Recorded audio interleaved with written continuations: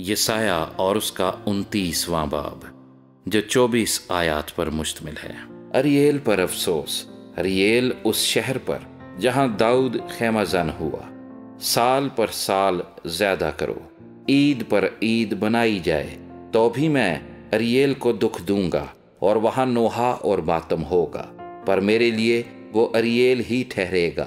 میں تیرے خلاف گردا گرد خیمہ زن ہوں گا اور مورچہ بندی کر کے تیرا محاصرہ کروں گا، اور تیرے خلاف دمدمہ باندھوں گا، اور تو پست ہوگا اور زمین پر سے بولے گا، اور خاک پر سے تیری آواز دھیمی آئے گی۔ تیری صدا بھوت کی سی ہوگی جو زمین کے اندر سے نکلے گی، اور تیری بولی خاک پر سے چروگنے کی آواز معلوم ہوگی۔ لیکن تیرے دشمنوں کا غول باریک گرد کی مانند ہوگا، اور ان ظالموں کی گروہ اڑنے والے بھوسے کی مانند، اور یہ ناگہان ایک دم میں واقع ہوگا۔ رب الافواج خود گرجنے اور زلزلے کے ساتھ اور بڑی آواز اور آندھی اور طوفان اور آگ کے مہلک شعلے کے ساتھ تجھے سزا دینے کو آئے گا، اور ان سب قوموں کا انبو جو اریل سے لڑے گا، یعنی وہ سب جو اس سے اور اس کے قلعے سے جنگ کریں گے اور اس سے دکھ دیں گے، خواب یا رات کی رویا کی مانند ہو جائیں گے۔ جیسے بھوکا آدمی خواب میں دیکھے کہ کھا رہا ہے پر جاگ اٹھے اور اس کا جینا بھرا ہو، یا پیاسا آدمی خواب میں دیکھے کہ پانی پی رہا ہے پر جاگ اٹھے اور پیاس سے بےتاب ہو اور اس کی جان آسودہ نہ ہو، ویسا ہی ان سب قوموں کے انبوہ کا حال ہوگا جو کوہ سیون سے جنگ کرتی ہیں۔ ٹھہر جاؤ اور تعجب کرو، عیش و عشرت کرو اور اندھے ہو جاؤ۔ وہ مست ہیں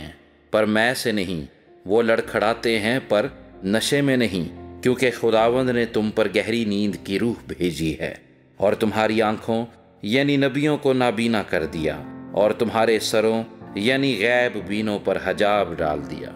اور ساری رویا تمہارے نزدیک سرب مہر کتاب کے مضمون کی مانند ہوگی، جسے لوگ کسی پڑھے لکھے کو دیں اور کہیں اس کو پڑھ، اور وہ کہے میں پڑھ نہیں سکتا کیونکہ یہ سرب مہر ہے، اور پھر وہ کتاب کسی ناخواندہ کو دیں اور کہیں اس کو پڑھ، اور وہ کہے میں تو پڑھنا نہیں جانتا۔ پس خداوند فرماتا ہے، چونکہ یہ لوگ زبان سے میری نزدیکی چاہتے ہیں اور ہونٹوں سے میری تعظیم کرتے ہیں، لیکن ان کے دل مجھ سے دور ہیں، کیونکہ میرا خوف جو ان کو ہوا فقط آدمیوں کی تعلیم سننے سے ہوا، اس لیے میں ان لوگوں کے ساتھ عجیب سلوک کروں گا جو حیرت انگیز اور تعجب خیز ہوگا، اور ان کے عاقلوں کی عقل زائل ہو جائے گی، اور ان کے داناؤں کی دانائی جاتی رہے گی۔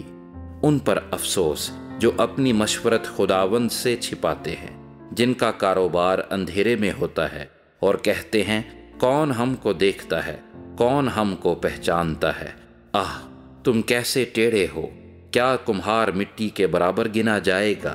یا مصنوع اپنے سانے سے کہے گا کہ میں تیری صنعت نہیں؟ کیا مخلوق اپنے خالق سے کہے گا کہ تو کچھ نہیں جانتا؟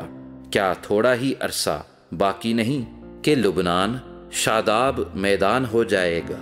اور شاداب میدان جنگل گنا جائے گا، اور اس وقت بہرے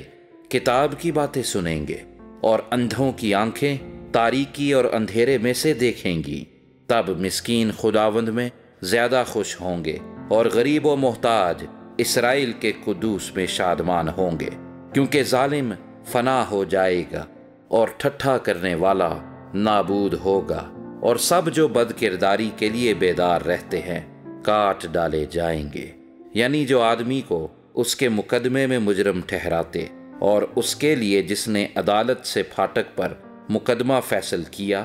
پھندا لگاتے، اور راست باز کو بے سبب برگشتہ کرتے ہیں۔ اس لیے خداوند جو ابراہیم کا نجات دینے والا ہے، یعقوب کے خاندان کے حق میں یوں فرماتا ہے